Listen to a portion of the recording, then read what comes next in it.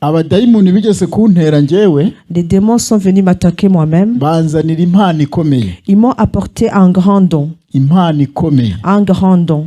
Nabaga ndi mu rusengero. J'étais dans l'église. Nkamenya ibintu biri bukorerwemo. Je savais tout ce qui allait se passer. Umuntu uri bwigisha ijambo ry'Imana. La personne qui allait prêcher. Hanyuma nkaba nzi ibyo ari bwigishe. Je connaissais tout ce que la personne allait prêcher. Nkamenya ibyo yateguye. Je savais tout ce qu'elle avait préparé. Kandi tutari kumwe. Abantu bose muzabona bafite imyuka mibi.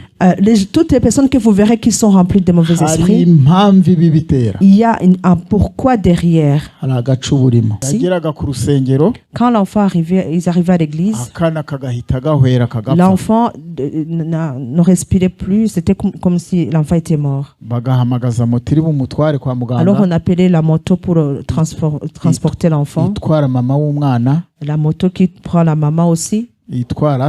La moto qui prenait papa et on l'accompagnait à l'hôpital. Ce qui est étonnant, lorsqu'ils arrivaient à l'hôpital, et l'enfant se réveillait tout de suite et l'enfant devenait normal. Et c'était en fait un esprit qui volait l'argent qui était derrière.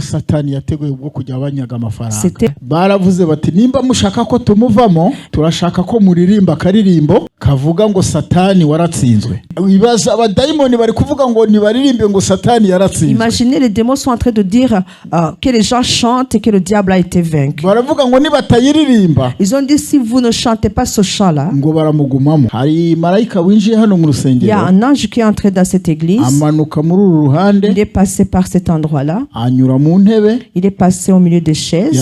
L'autre est passé par l'autre côté. Et lui, il avait un appareil. Celui de ce côté-là, il avait des feuilles et comme des feuilles de bulletin. Il était en train de noter.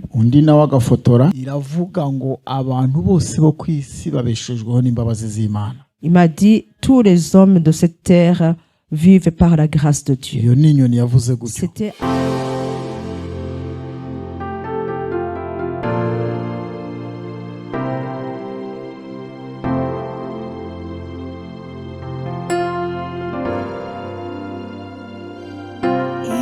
igihugu cyiza kiradutegereje mw'ijuru kizicarwamo n'abatowe na Yesu.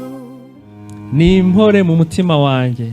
Tout va bien dans mon cœur. Ndabona Yerusalemu. Je vois Jérusalem. Alléluia. Amen. Ndabasuhuje mu izina ry'umwami wacu Yesu Kristo. Je vous salue dans le nom de notre Seigneur Yesu Jésus-Christ. ashimwe. Que Jésus soit loué. Yesu ashimwe. Que Jésus soit loué. Yesu ashimwe. Que Jésus soit loué. Amen. Amen. Alléluia. Amen. Reka dusome ijambo ritoya ryo gufungura.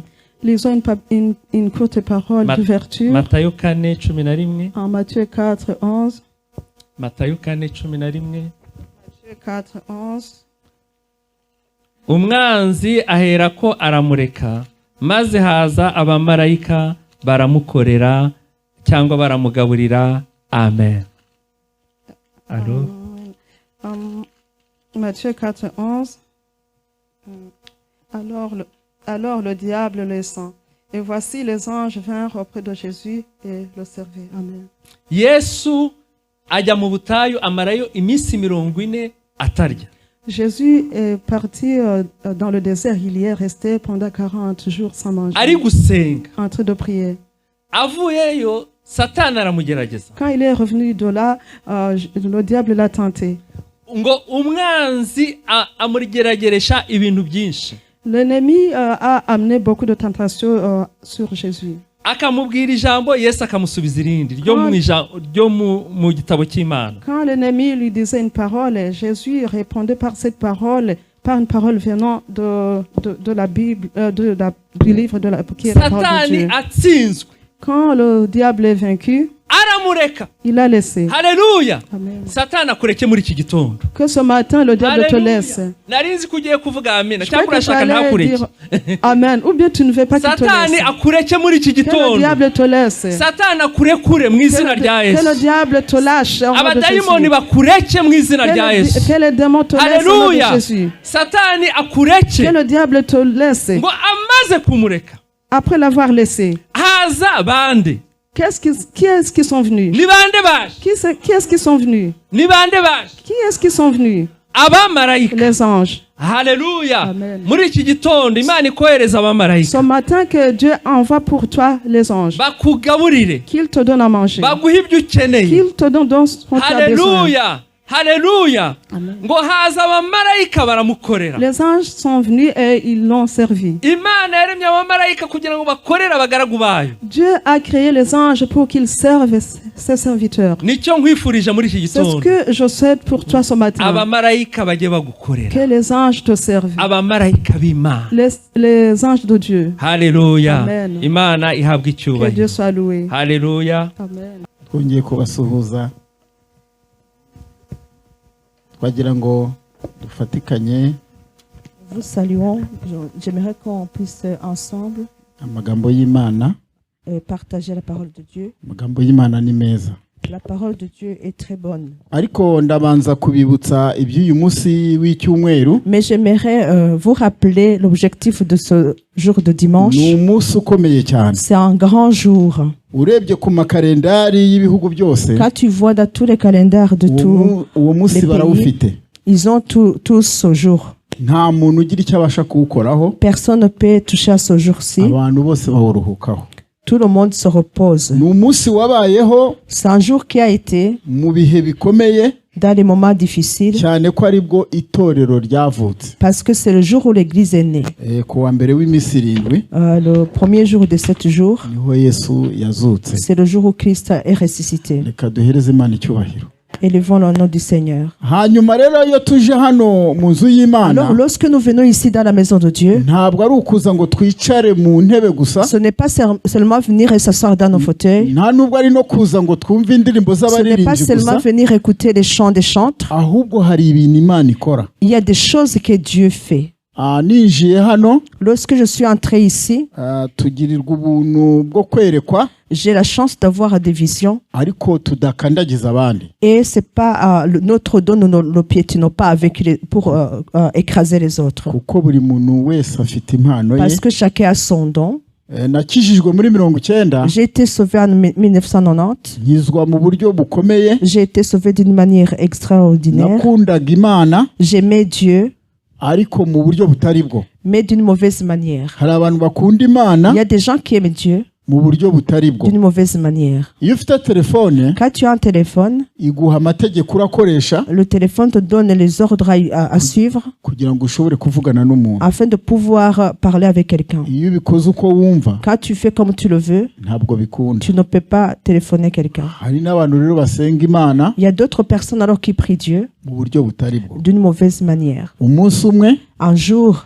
Nari mvuye kuvumba inzoga. Je venais du cabaret. Hari ahantu hari amayoga. Il y avait un endroit où il y avait beaucoup de bière. Mvuye kuyanywa. Alors je venais de là pour boire. Hanyuma nza guca haraguru y'inzu. Alors je suis passé au-dessus d'une maison. Y'ahantu nabaga. Là où j'habitais. Nari ngiye kwihagarika muri toilette. J'allais aux toilettes. Hanyuma mbona umugabo ahagaze ku rukoma rw'insina. Alors j'ai vu un homme qui était debout sur la feuille du bananeraie. Yari afite inkota. C'était un homme qui avait l'épée dans sa main. Arambwira ati kuwa kane ntakubona mu rusengero. Il m'a dit si je ne te vois pas, j'ai dit à l'église, je vais te tuer. Bintera ikibazo. Alors j'ai eu des questionnements. Ubwo nsubira inyuma. J'ai reculé. Ntabwo nashoboye kwinjira muri iyo toilette. Je n'ai pas su aller aux toilettes. Ujye uyijyamo ufite igihe. Quand tu vas aux toilettes, c'est que tu as le temps.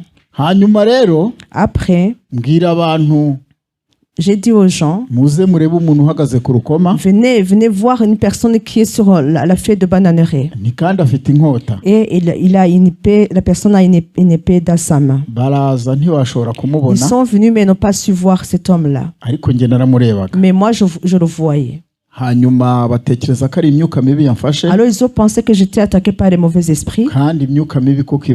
Et c'est vrai, les mauvais esprits existent. Pourquoi je dis cette chose-là? Que j'ai vu l'ange de l'Éternel qui était debout sur la feuille du bananeraie. Je le relis avec les gens que j'ai vus dans cette église. Et vous voyez l'endroit où vous êtes entré? Il y avait une balance. Toute personne qui est entrée par la porte, il est passé par là. Il y a un ange qui est entré dans cette église. Il est passé par cet endroit-là. Il est passé au milieu des chaises. L'autre est passé par l'autre côté. Et lui, il avait un appareil. Celui de ce côté-là, il avait des feuilles et comme des feuilles de bulletin. Il était en train de noter et l'autre prenait des photos. Et il montrait des choses, il prenait des photos des choses qui se passaient ici. Ça veut dire que même dans la manière dont tu t'assois, là, comme tu es assis là, ce n'est pas comme ça que l'assemblée doit être au ciel. Lorsqu'un responsable, un président est arrivé dans un endroit, il y a des gens qui sont chargés de protocole pour que les choses ne soient pas en désordre. Alors l'assemblée de dimanche aussi, il y a des anges qui sont chargés de cette assemblée-là, qui le préparent. Les gens qui sont assis derrière alors qu'ils devaient s'asseoir devant. Dans la technologie céleste, ils essaient de redonner les choses afin que cette photo soit donnée à Dieu. C'est comme cela que les choses se passent. J'ai vu ces choses comme cela et je remercie le Seigneur.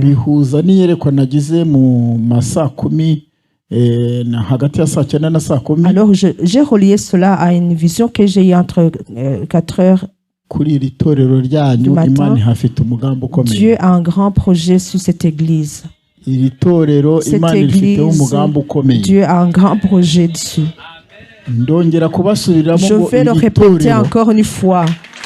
Cette église, Dieu a un grand projet pour elle. J'ai vu l'ange de Dieu. Il était en train de s'envoler avec un grand arbre. Alors il est venu, il a rencontré votre pasteur ici. Il était là-bas à l'entrée de la porte de l'église. Il a entendu un grand bruit. Il a cru que c'était l'hélicoptère qui passait. Alors en regardant, il a vu que c'était un grand arbre qui était dans les airs. Alors je l'ai vu essayer de reculer pour s'échapper un peu, ne pas être cogné. Alors j'ai vu que l'arbre, on l'a planté ici. C'était un arbre avec beaucoup de fruits. Et lorsqu'on l'a planté ici, l'ange qui me montrait cela, il m'a dit, observe bien et regarde. Au moment où j'observais, j'ai vu que les fruits qui étaient dans cet arbre-là, il y avait des fils électriques qui venaient du ciel. Et dans chaque fruit, il y avait un fil qui entrait dedans. Alors je me suis demandé qu'est-ce que cela voulait dire. Au moment où je pensais, Dieu m'a dit, cet arbre que tu vois, c'est cette église. Les fruits que tu vois, c'est les têtes de ceux qui prient là. Les fils que tu vois, c'est la manière dont Dieu a préparé. Dieu a préparé pour envoyer dans les gens qui prient ici, afin que son projet puisse s'accomplir. Alors élevons Dieu, le nom du Seigneur. C'est pour cela que je vous dis que Dieu a un grand projet sur vous. un serviteur de Dieu. Le serviteur de Dieu vient de nous dire une parole puissante. Et il a dit, et le diable le laissa. Alors il nous a souhaité que le diable puisse nous laisser. Que les démons nous laissent. Et nous aimons, plusieurs aiment bien dire les démons seulement par la bouche. Mais les démons existent. Ils existent de différentes manières. D'une manière spirituelle, d'une manière charnelle. Dans plusieurs manières, ils se réunissent. Il y a un jour, les démons sont venus m'attaquer moi-même. Ils m'ont apporté un grand don. Un grand don. J'étais dans l'église. Je savais tout ce qui allait se passer. La personne qui allait prêcher, je connaissais tout ce que la personne allait prêcher. Je savais tout ce qu'elle avait préparé. Alors qu'on n'était pas ensemble. Alors, dans ces moments-là, au moment où la personne commençait à prêcher, au moment où il commençait à lire la parole qu'elle avait préparée, parce que l'esprit là satanique m'avait apporté le message. Alors l'esprit me disait, il me disait, sors et va dehors. Parce que toi tu connais tout ce qu'on va dire. C'était un esprit diabolique. Alors cet esprit vient attaquer plusieurs personnes dans les églises. Ils viennent très tôt à l'église. Alors ils s'assoient là derrière, au lieu de venir s'asseoir ici devant. Tu ne peux pas accompagner quelqu'un à l'hôpital alors qu'il est allé trop tôt. Il ne souhaiterait pas qu'on le prenne en dernier alors qu'il est venu très tôt. C'est normal qu'on va commencer par les gens qui sont venus avant. Nous avons vu combien Satan travaille dans les hommes. La chance que j'ai eue, vous comprenez, une personne qui connaissait tout ce que les gens allaient prêcher, j'allais me relever et m'enorgueiller. Alors j'ai une bénédiction de Dieu. Il y avait un pasteur, il est venu enseigner. Il a prophétisé. Il a enseigné la parole de Dieu. Il a dit dans cette assemblée, il y a quelqu'un qui a un don, qui connaît les choses que les gens vont prêcher. Mais ce don n'est pas venu de Dieu. Que cette personne se lève et qu'on prie pour lui. Et c'était Kavamahanga. Je me suis levé. On a prié pour moi. Cet esprit est parti, il n'est plus revenu. Alors quand Satan le veut,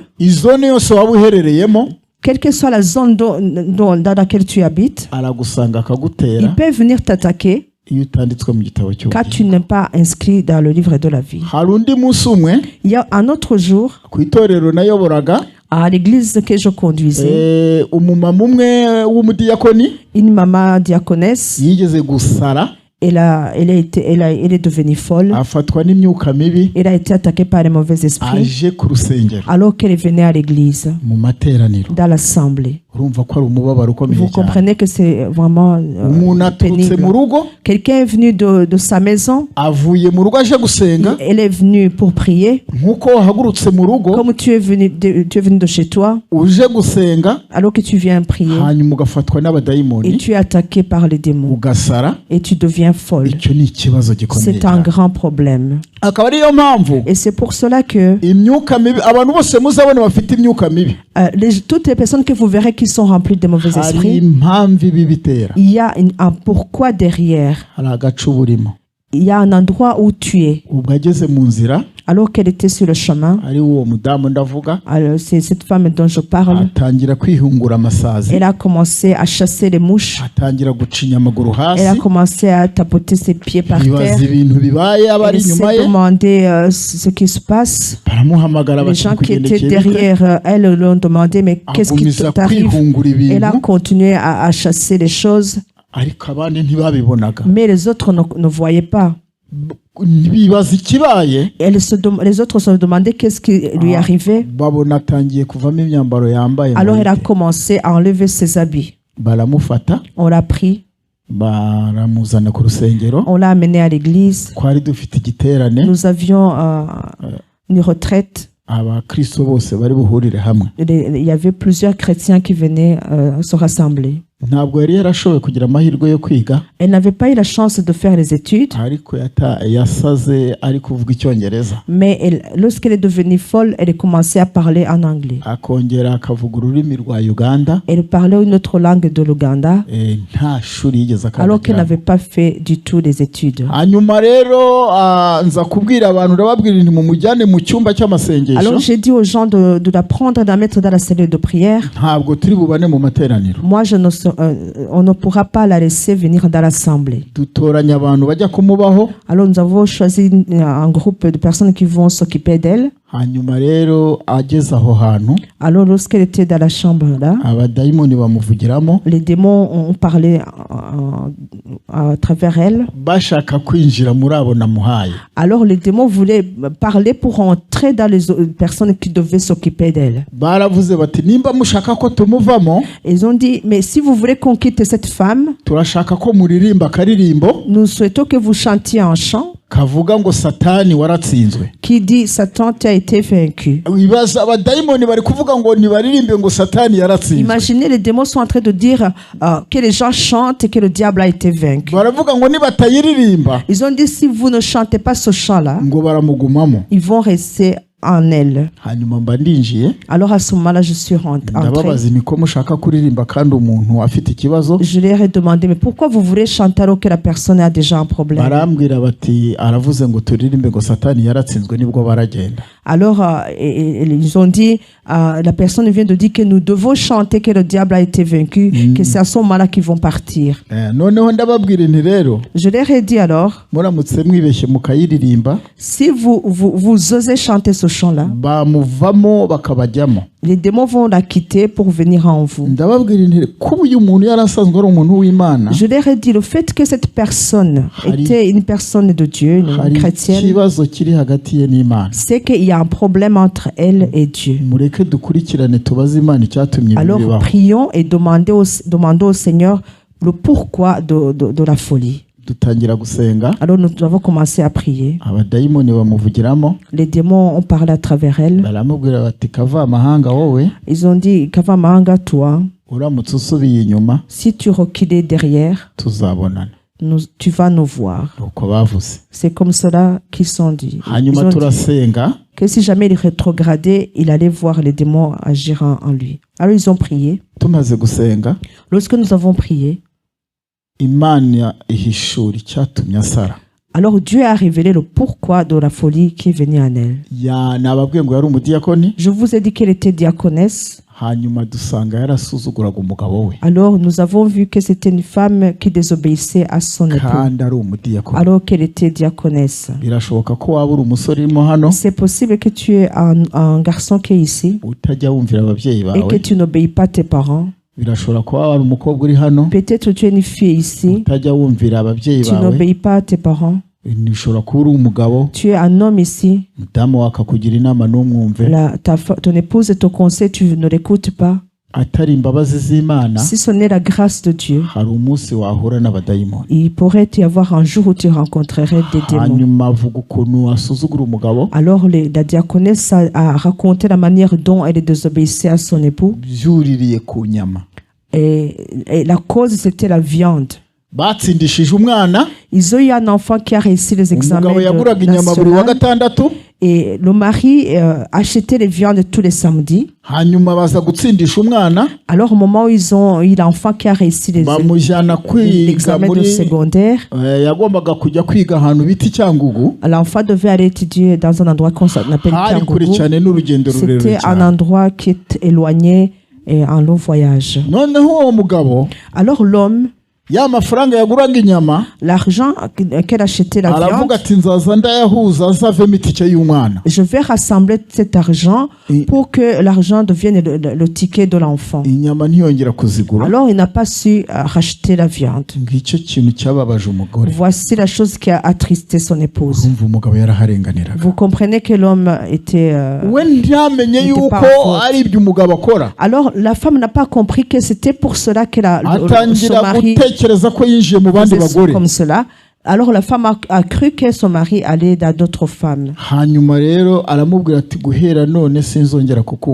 Alors la femme a dit à son mari, à partir d'aujourd'hui, je ne vais plus t'écouter. Elle a pris sa chambre et elle dormait à côté. Voici pourquoi la femme est devenue folle. Il est important que les hommes de Dieu, si jamais il y a un problème, qu'ils puissent confesser les uns aux autres afin de se pardonner. C'est un exemple des mauvais esprits que j'ai vu, la manière dont ils attaquent les hommes. Alors revenons sur la chose qui concerne les anges. Il y a un jour où j'étais assis chez moi. J'étais en train de lire la parole de Dieu. Il était 15h de l'après-midi. Alors il est venu 3 hommes. Ils sont venus porter des pantalons en jeans et des chaussures de pantoufles blanches. Ils portaient des sacs au dos. Moi j'habite un endroit où il y a un petit chemin qui passe. Ils ont dit bonjour. Moi, je crois que c'était des passants. Je n'ai pas pris soin d'eux, je n'ai pas fait attention à eux. Dans la manière de ne pas s'occuper d'eux, j'ai continué à lire ma Bible parce que c'était la journée. Alors je les ai entendus rentrer dans ma clôture pour rentrer chez moi. Ils ont dit bonjour. Alors je me suis dit, ça c'est des visiteurs. Je suis allé les voir et j'ai trouvé ces 3 garçons. J'avais un garçon qui étudiait dans l'université qu'on appelle KIST. Moi j'ai cru que c'était ses amis de l'école. Je leur ai demandé, vous êtes des étudiants?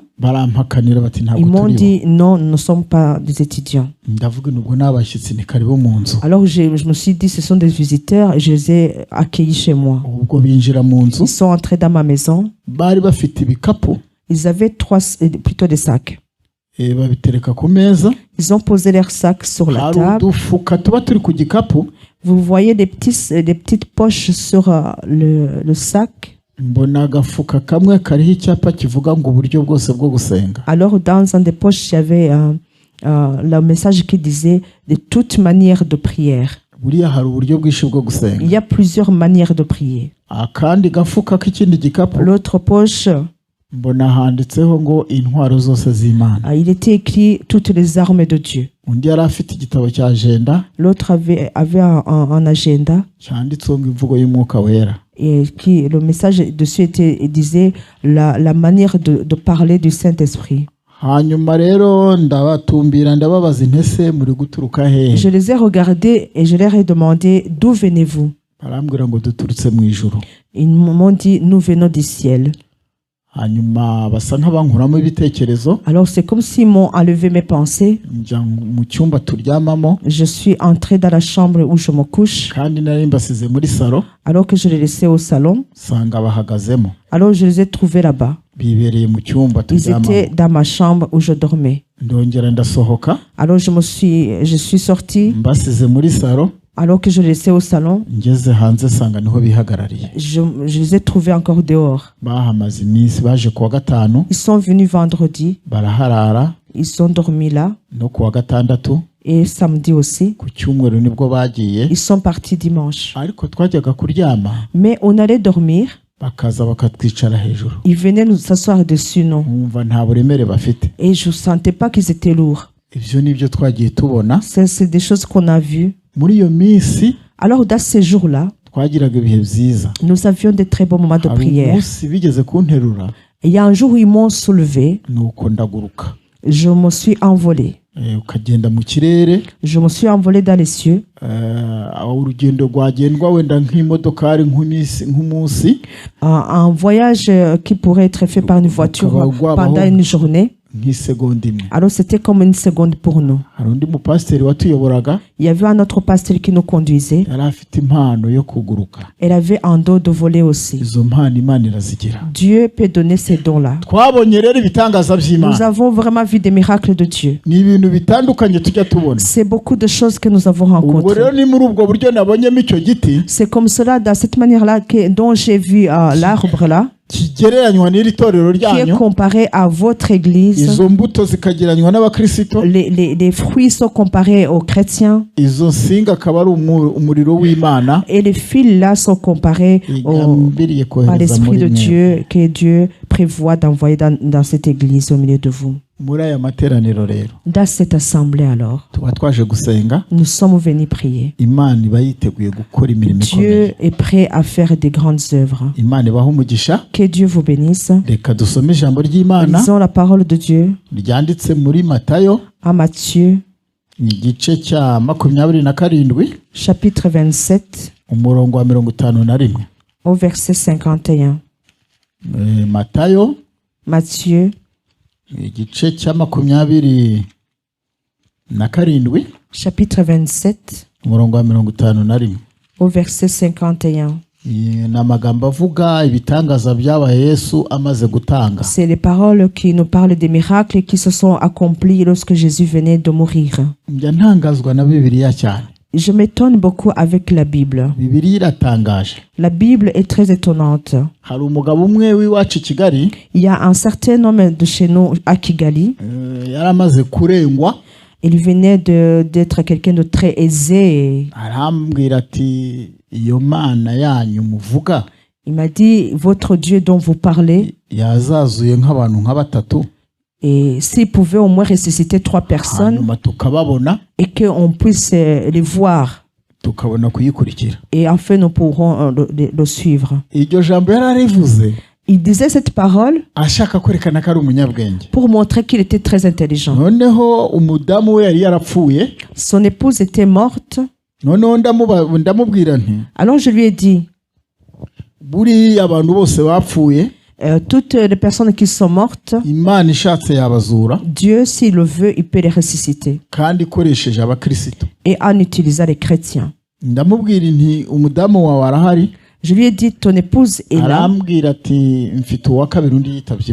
Alors il m'a dit, j'ai une deuxième épouse, la première est déjà décédée. Je lui ai dit, tu sais qu'on pourrait aller au cimetière. Nous pourrons appeler des personnes qui sont couchées là-bas. Si nous les appelons, même ton épouse pourrait se réveiller et venir. Alors il m'a dit, est-ce qu'elle pourrait revenir chez moi dans la maison? J'ai dit oui, revenir chez toi à la maison. Alors il m'a dit, elle retrouverait l'autre femme que j'ai épousée. Et c'est toi qui veux que les gens ressuscitent. Il m'a dit, alors si c'est comme ça, que ça s'arrête. Qu'il reste dans le cimetière. Alors je lui ai dit, il y a des gens qui sont morts, qui sont allés au ciel, qui habitaient là où tu habites. Ils n'avaient pas de crédit de banque. Ils sont partis sans vendre leur terrain. Si ces gens-là pouvaient ressusciter, s'ils pouvaient ressusciter là où tu habites, tu sortirais dans leur terrain. Parce qu'eux, ils sont partis sans crédit. Où est-ce que tu pourrais aller, toi? Alors il m'a dit, alors quel est mort reste dans le cimetière? Alors nous les hommes avec notre petite intelligence, ils pensent que Dieu ne pourrait pas ressusciter les morts. Mais si Dieu ressuscitait les morts, il y aurait beaucoup de problèmes. Il y aurait beaucoup de problèmes. C'est pour cela que Dieu a dit, les gens vont ressusciter en même temps. Ils vont monter avec ceux qui seront encore vivants. Ils vont rencontrer le Seigneur dans les cieux. C'est comme cela que Dieu a prévu les choses. Mais aujourd'hui, s'il le veut, les morts peuvent ressusciter. Mais les choses sont construites ainsi. Il y a des miracles alors qui se sont accomplis le jour où Jésus est mort. C'est cela qu'on va voir. Verset 51. Et voici le voile du temple qui se déchira. Se déchira en deux. Depuis le haut jusqu'en bas. La terre trembla. Les rochers se fendirent. Les sépulcres s'ouvrirent. Et plusieurs corps de saints qui étaient morts ressuscitèrent. Étant sortis de sépulcres, après la résurrection de Jésus, ils entrèrent dans la ville sainte. Apparurent à un grand nombre de personnes. Le centenier et ceux qui étaient avec lui pour garder Jésus, ayant vu le tremblement de la terre et ceux qui venaient d'arriver furent saisis d'une grande frayeur et dirent assurément cet homme était fils de Dieu. Je pense que dans les hommes puissants, il n'y a personne qui est mort et les gens sont ressuscités. Mais la mort de Jésus a ressuscité les morts. Élevons la gloire du Seigneur. Jésus est mort. Le jour où il est sorti de sa chair, alors les gens sont ressuscités. Les gens les ont vus. Leurs familles les ont vus. Ils les ont vus promener. Ils se sont donné les nouvelles. Alors ils ont dit, nous avons vu les filles de telle famille qui étaient morts. Cet homme-là, on l'a vu.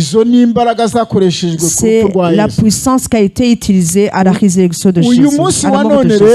Aujourd'hui alors, la puissance de Jésus fonctionne toujours. La puissance de Dieu ressuscite les gens spirituellement. Il y a des miracles que Dieu est prêt à faire. Les gens qui étaient avec moi vendredi.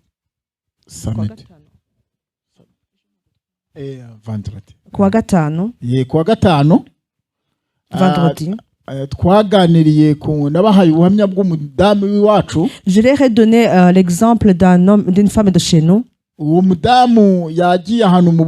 Cette femme est partie pour un mariage. Ils avaient fait de la sorcellerie.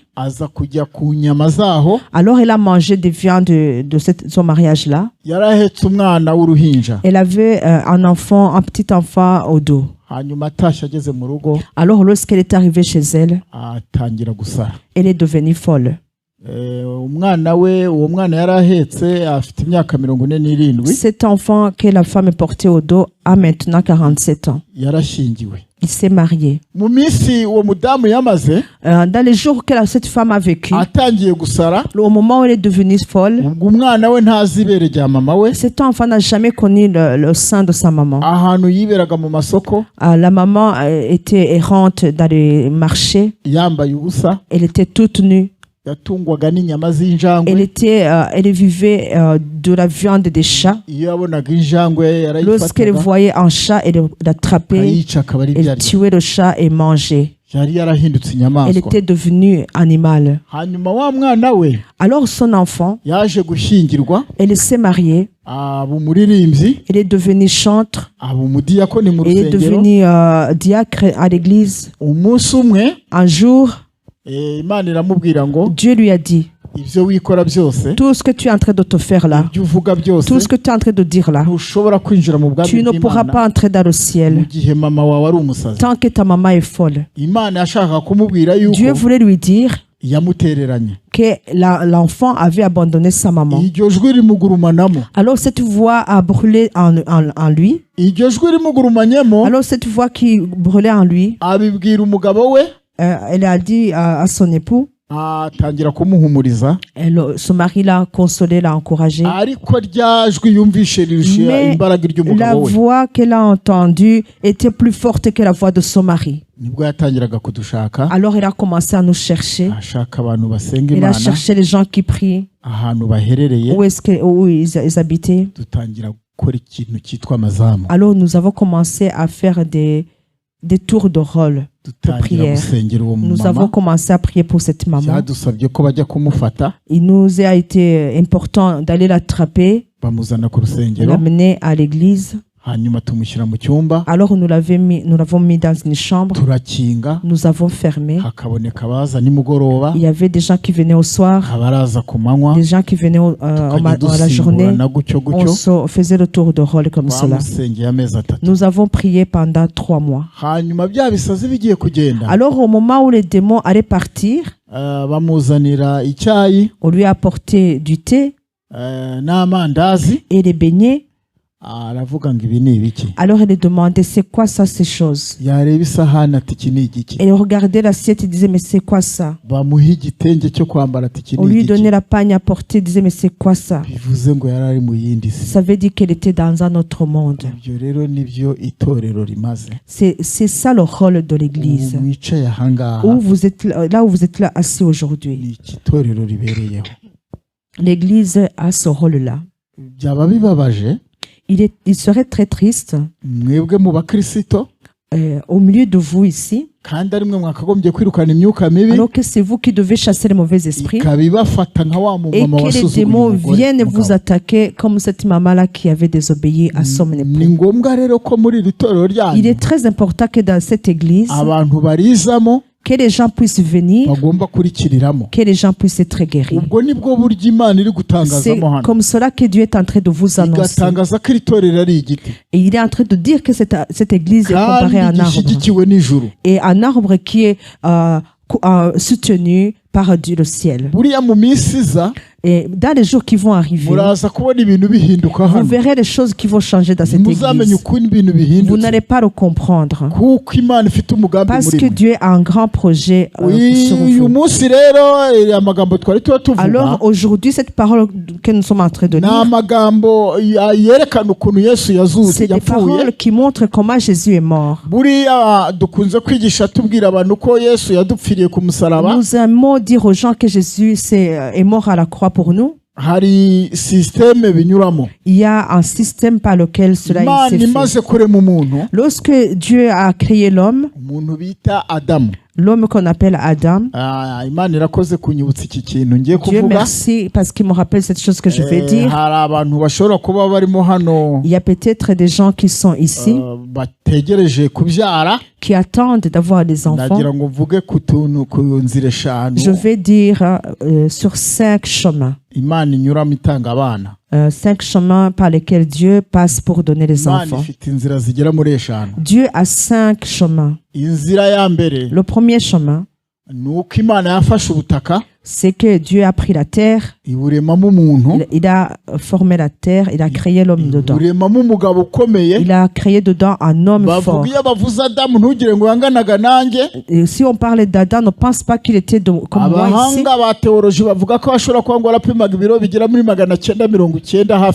Les gens qui étudient la théologie disent qu'il pesait presque plus ou moins 1 tonne.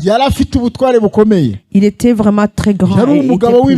C'était un grand homme. Le lion le voyait, il s'asseyait directement parce qu'il était craint. Le deuxième personne que Dieu a créée, c'est Ève. Elle n'a pas été créée dans la terre. Elle a été créée dans l'os. C'est le deuxième chemin différent. La première a été créée dans la terre, l'autre dans l'os. Mais rappelez-vous Adam,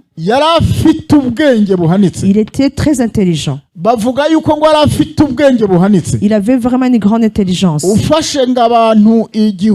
Si tu prenais 1000 personnes qui ont les licences, 1000 personnes qui ont la licence, il avait l'intelligence rassemblée de toutes ces personnes. C'est ce qu'il avait dans sa tête. C'est pour cela que toutes les choses qui existent sur terre, c'est Adam qui les a nommés, qui les a donné les noms. Alors un jour, Dieu l'a mis au sommeil, il a ensommeillé. Dieu lui a retiré l'os. Il a pris. Lorsque Dieu a pris le côte, il a mis quelque part loin. Il a laissé endormi. C'est ce que la Bible nous dit. Dieu a créé dedans une épouse. Tout cela a été fait quand Adam dormait. C'est pour cela que la femme, c'est la femme qui vient de chez lui, de chez elle, et vient chez la femme, chez l'homme. C'est comme cela que ça se passe dans le monde. C'est la femme qui vient de chez elle qui va rencontrer son époux. Même ceux qui ont les maris ici, si vous disiez venez vivre chez moi, c'est un code peut-être qui est là dans la tête des hommes. Il ne pourra pas dire oui. Il pense que c'est de la mépris. Et ce n'est pas du mépris. Mais c'est des choses que Dieu lui-même a instituées. Alors dans l'intelligence qu'Adam avait, quand Dieu a amené la femme, alors Adam a dit, c'est l'os de mes os. Alors que les choses là ont été faites au moment où Adam dormait. Adam était vraiment très intelligent. Il était très intelligent. C'est pour cela que aussi les enfants de Dieu, il y a des dons que Dieu donne. C'est 9 dons. Le premier don, c'est le don d'intelligence, sagesse. Il est important que nous ayons de la sagesse. La sagesse de Dieu est différente de la sagesse que nous avons à l'école, nous apprenons à l'école. Je vois beaucoup de personnes qui sont intelligents, qui font des péchés. Et tu vois qu'il n'y a plus d'intelligence. L'intelligence n'est plus là. Mais les hommes de Dieu, ils ont de la sagesse. Tu vois un homme qui a quelqu'un qui a une licence, maîtrise, il ne pourra pas mesurer la quantité de la bière qu'elle va boire. Alors qu'il a une maîtrise. Il ne peut pas se mesurer et dire voilà, je vais boire un verre. Et il devient ivre. Et il fait des choses qui ne se font pas. Alors qu'il a fait beaucoup d'études, ces études ne lui servent à rien. C'est un grand problème. C'est pour cela que Dieu donne la sagesse dans l'église. Il donne la sagesse aux hommes de Dieu. Une fois, je suis allé à une église. Vous ne venez pas vous asseoir dans l'église. harimo umukobwa umwe il y avait une femme. yarategereje umugabo. Et cette femme, une fille plutôt, attendait d'avoir un mari. yaririmbaga muri korali. Elle était dans la chorale. aririmbana n'abasore. Elle chantait avec les hommes. ariko abo basore ntacyo bari bitayeho. Et ces hommes-là, ces garçons-là ne faisaient pas attention. Imana ibwira abo basore ngo. Alors Dieu a dit à ces garçons, nubwo muririmba, même si vous chantez, mukaba muzi kuririmba neza, même si vous savez bien chanter, ariko hari icyo mbakeneyeho. mais j'ai besoin de vous. mukeneye gushaka aba bakobwa. Vous devez marier ces filles-là. muzongera kuririmba indirimbo zanyu. C'est pour cela que vous pourrez encore chanter. zikangeraho. Et ces chants-là vont arriver à moi. hari ibintu mugomba kubanza. Vous devez d'abord faire des choses. rero nimba umukobwa yamuririmbana mu itorero, si alors vous chantez avec une fille à l'église, akagira imyaka 30, et que la fille a 30 ans, nawe uri umusore uhagaze muri korali, et toi tu es à la chorale aussi, tu es un garçon, kuririmba nka marayika, même si tu sais très bien chanter comme les anges, cela n'a pas d'importance. igifite agaciro, ce qui a l'importance, nuko wamubwira ko umukunda, c'est que tu pourrais lui dire que tu l'aimes et que vous puissiez avoir un foyer ensemble. C'est ça qui amène le réveil. C'est ça qui amène la puissance. Nous ne venons pas alors à l'église en venant seulement chanter, en venant seulement prêcher. Nous devons aussi mettre en ordre ce qui doit être en ordre. C'est pour cela que dans le chapitre 1 de Philémon, alors Paul a écrit à Philémon, il a dit que je vois en toi de la valeur. Les filles ont besoin de l'utilité des hommes, des garçons. Alors Dieu a dit à un garçon, dans la chorale, il y a une fille qui prie Dieu, qui demande que Dieu puisse lui donner un foyer. Alors la fille passait du temps dans la forêt, prier alors il faisait très froid.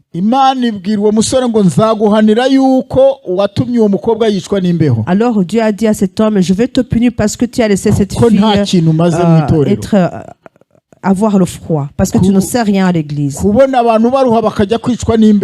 Laisser les gens peiner beaucoup et aller être tapés par le froid. Alors que toi, tu es dans la chorale, tu es comme une fleur. Tout cela, nous devons mettre en ordre. Dans l'église, Dieu veut faire des choses. Chaque chose doit être mise en ordre.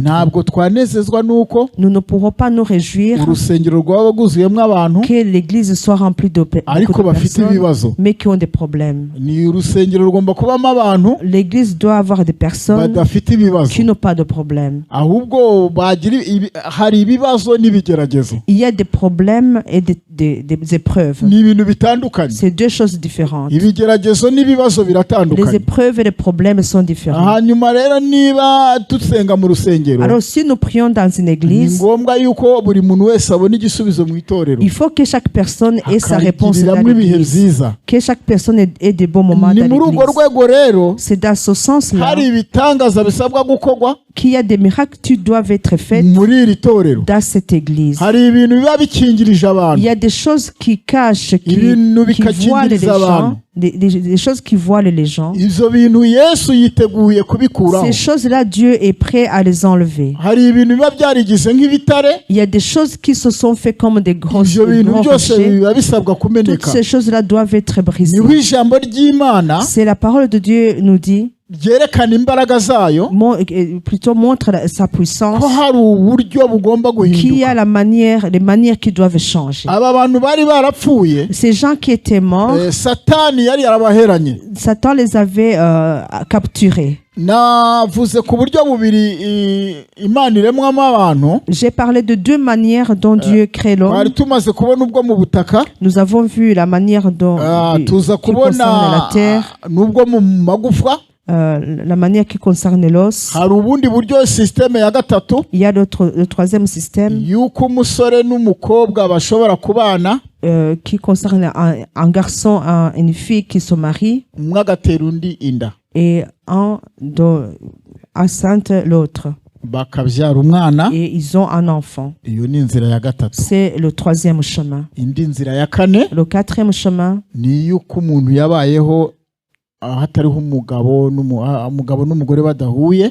et c'est la manière dont un homme et une femme ne se rencontrent pas. Nzira niyo Kristo yavutsemo. C'est le chemin par lequel Jésus est né. Hariho umunsi umwe rero, Alors un jour, w'ikintu nigeze nabona ngeze inaha, une chose que j'ai vue quand je suis arrivé dans ce bambwira pays, ko nabonye isengero, nari ndi kumwe n'umukozi w'Imana, j'étais avec un homme de Dieu. arambwira turi urusengero ruriho urabona, J'ai vu les églises, le nta serviteur de bantu Dieu m'a dit, bagisengeramo, dans cette église que tu vois là, il n'y a plus de personnes qui prient là-bas ati dedans. bararukinze. Les gens, on a fermé l'église. Yesu yigeze guhura n'ikibazo nk'icyo Alors Jésus a rencontré le même problème, cy'abantu badashaka kumenya Imana. des personnes qui ne veulent pas connaître Dieu. Bamubwiye amagambo menshi, On lui a dit beaucoup de paroles, biramubabaza cyane. et alors cette personne a eu Arababwira beaucoup de ati hari peine. système izakoreshwa, Alors il lui a dit, il a dit, il y a un système qui va être hari utilisé. inzira Imana izakoresha, Il y a un chemin par lequel Dieu va yongere passer. ihagurutse abantu bo kuyikorera, Et Dieu va relever les gens pour le izajya mu servir. nganja ahantu hari amabuye, Dieu va aller dans les chemins là où il y a les ikoremo abana pierres. b'Aburahamu. Et Dieu va créer les fils d'Abraham. Ivyo bintu byose Imana yabikora. Dieu est capable de faire tout Nta cela. kintu na kimwe Imana Il n'y a itakora. rien,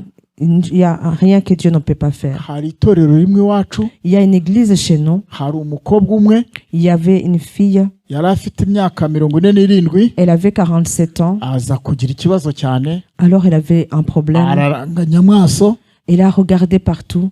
abwira Imana Alors elle a dit à Dieu, ati ni gute ntabona urugo, comment je peux avoir un kuki foyer? njye ntabona fiance. Pourquoi je ne peux pas avoir un Ariko fiancé? ikigaragara Mais ce qui se voit, muri iri torero ndimo, dans cette église là où je suis, nta wanjye urimo. il n'y a pas un homme pour moi. Ati impamvu iyo aza kuhaba S'il y avait un garçon qui me convenait, mba naramubonye. je l'aurais eu.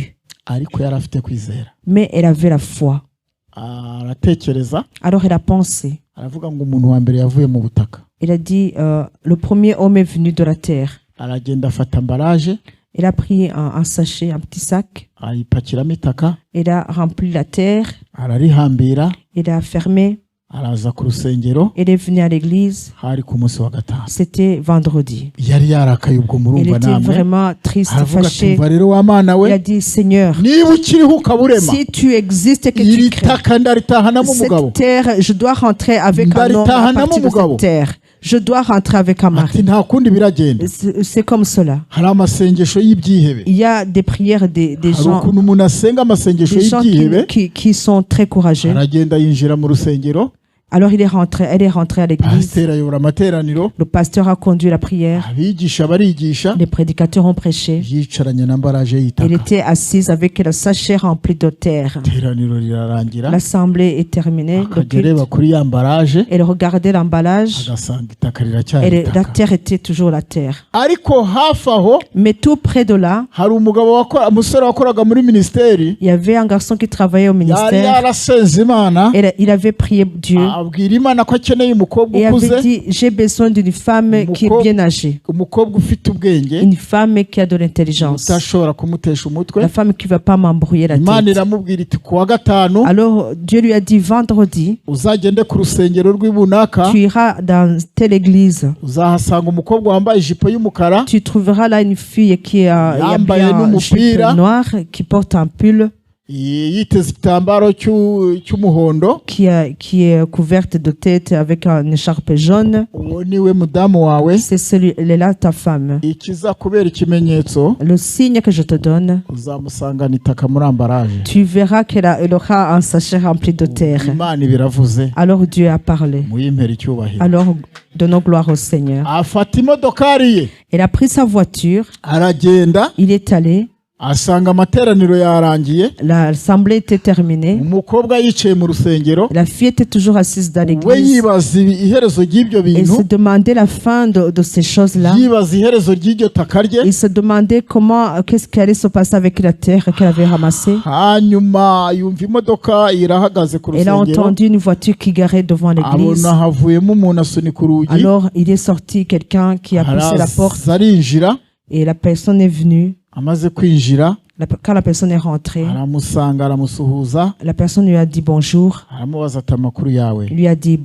comment tu vas ese ko mwicaye hano, et pourquoi vous êtes assise ici. L'autre lui a dit, je suis là, je suis en train de prier. Pourquoi de la terre que je vois dans le sachet? La fille lui a dit, c'est la terre que je prévois d'aller utiliser pour planter mes fleurs. Alors le garçon lui a dit, je remercie le Seigneur. Ça fait beaucoup de temps que je prie pour demander à Dieu une épouse. Alors Dieu m'a envoyé ici. Il m'a dit que je trouverai une fille qui porte une jupe noire, qui porte un pull et une écharpe jaune et qui aura de la terre dans son sachet. Mais comme je te trouve ici avec le sac avec de la terre, c'est toi qui vas être mon épouse. Est-ce que tu es d'accord? Et la fille a dit oui, je suis d'accord. Ils sont rentrés avec. Elle a fait voyager la ville. Alors il a dit, nous irons alors chez le pasteur et ils vont faire les annonces à l'église. Dieu n'allait pas changer la terre en un homme alors qu'il a des garçons tout près. Il est possible que tu pries dans cette église. Ces filles avec lesquelles tu chantes, tu dois donner la réponse. C'est comme cela que les choses sont construites. Nous ne devons pas seulement nous réjouir ici et nous réjouir de la musique et des bons prédicateurs. Vous savez, chez moi au Rwanda, on m'aime bien. Nous avons plusieurs manières dont nous enseignons la parole de Dieu. C'est quand les gens entrent en esprit et que les gens parlent en langue, je comprends tout ce que les gens disent. Mais cela n'a pas d'importance, de puissance. S'il y aurait une fille ici qui n'a pas encore un mari, ce qui aurait la force, c'est que Dieu lui donne un foyer. Il y a un jour, le jeudi précédent de cette semaine passée, j'étais alors chez moi. Il y a un oiseau qui est venu tomber sur ma fenêtre. C'était à 6 heures, il a commencé à tapoter. Je me suis dit, mais qui vient ici ce matin? Alors en regardant, c'était un oiseau. Lorsque je voulais reculer, Dieu m'a dit, va écouter ce que te dit cet oiseau. Alors j'ai ouvert. Quand j'ai ouvert, l'oiseau n'est pas parti. L'oiseau a parlé dans sa langue. Il m'a dit, tous les hommes de cette terre vivent par la grâce de Dieu. C'était un oiseau qui parlait comme cela. J'avais un enfant à la maison. Il y a eu un mariage tout près de chez moi.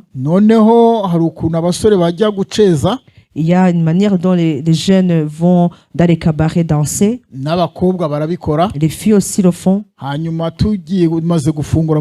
Alors au moment où nous venions de manger au soir, nous sommes allés dormir. Mon enfant est sorti et il est parti. Il est parti danser. Là où elle est partie, nous n'avons pas su depuis quand il était parti.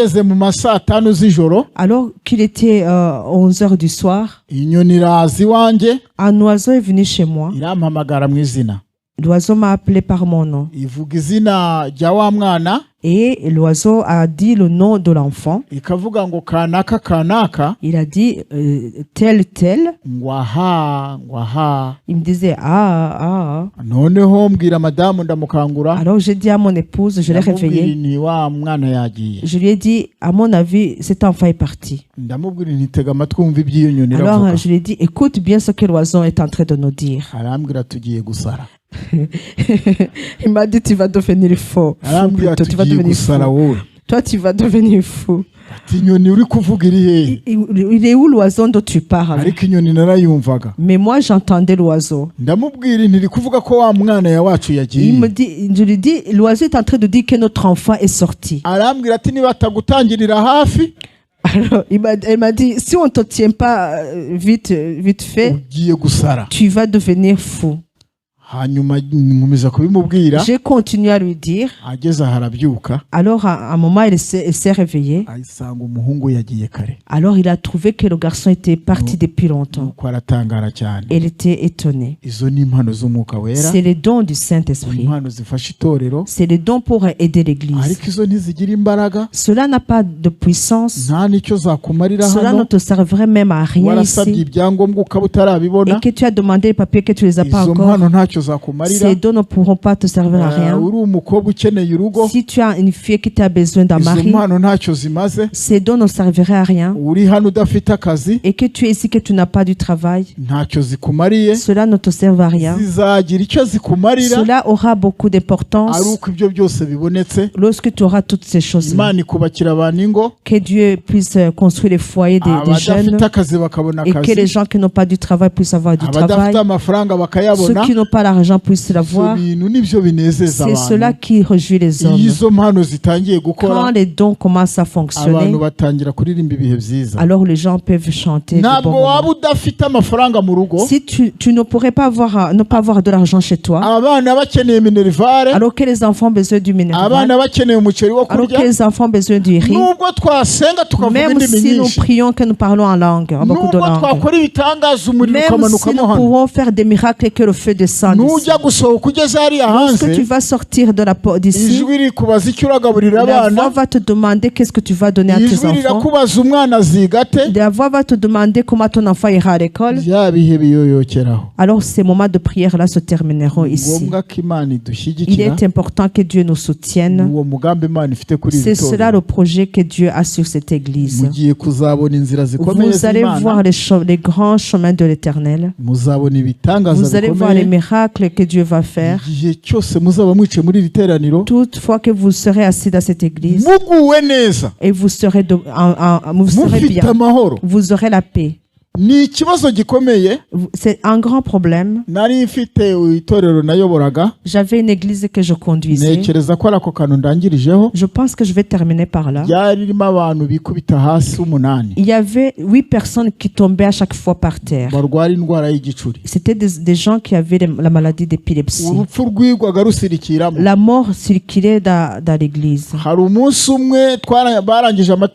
Il y a un jour où on terminait l'assemblée. Un enfant qui venait de finir ses études au secondaire, une voiture qui passait l'a écrasé et l'enfant est mort en sortant de l'église. Cela était vraiment pénible. Un autre dimanche, lorsqu'une femme est partie, lorsqu'elle est partie de l'église, elle a pris un vélo. Lorsqu'elle était assise sur le vélo, une voiture est passée, les fauchés et son enfant. Il y avait la mort dans cette église-là. Il y avait des problèmes. Il y avait une femme qui avait un enfant. Il avait un enfant qui avait 6 mois ou presque un an. Cet enfant avait la maladie d'épilepsie aussi. Quand l'enfant arrivait, ils arrivaient à l'église, l'enfant ne respirait plus. C'était comme si l'enfant était mort. Alors on appelait la moto pour transporter l'enfant. La moto qui prend la maman aussi. La moto qui prenait papa et on l'accompagnait à l'hôpital. Ce qui est étonnant, lorsqu'ils arrivaient à l'hôpital, l'enfant se réveillait tout de suite et l'enfant devenait normal. Et c'était en fait un esprit qui volait l'argent qui était derrière. C'était la manière dont le diable avait prévu pour les arracher, les prendre l'argent. Je le dis pour vous montrer la manière dont le diable vous vole l'argent. Tu as un enfant, tu vas toujours à l'hôpital avec. Tu donnes à chaque fois de l'argent. Tu donnes tous les jours l'argent. Et tu te demandes ce qui se passe. Toutes ces choses-là, Dieu a envie de les enlever dans cette église. Voici le projet de Dieu sur l'église. Nous arrivons alors dans un moment de prière. Il y a des choses qui te voilent. Il y a des choses que tu vois qui sont comme des rochers. Il y a des choses qui doivent être brisées. Il y a des choses pour lesquelles tu n'as pas de solution. Jésus a dit à Jean à l'île de Patmos, il a dit, je suis le début et la fin. Alpha et Oméga. Il y a des choses qui n'ont pas de début et Dieu vient créer le début. Il y a des choses qui manquent la fin et Dieu vient les terminer. Il est possible que tu es dans cette église et que tu as la chance d'être là aujourd'hui. Tu vas te lever là où tu es. Nous allons prier Dieu. Toi, tu vas juste pointer le doigt. La chose là qui est difficile pour toi. Et cette chose que tu puisses l'inscrire dans ton cœur. Et que tu puisses y pointer le doigt. Et quand Dieu aura répondu, que tu viennes ici rendre grâce à Dieu. Cela sera un signe que tu as vécu avec Dieu. Que tu as prié le Seigneur. Alors tu peux te lever là où tu es. Si tu as un sujet de prière, nous allons prier pour toi. Ose habera heza inshuti zibana zirakundana neza zibanye na Yesu zirakundana neza zibanye na Yesu. Ikintu tugiye gusengera. La chose pour laquelle nous allons prier. Gitekereze hano hari Imana.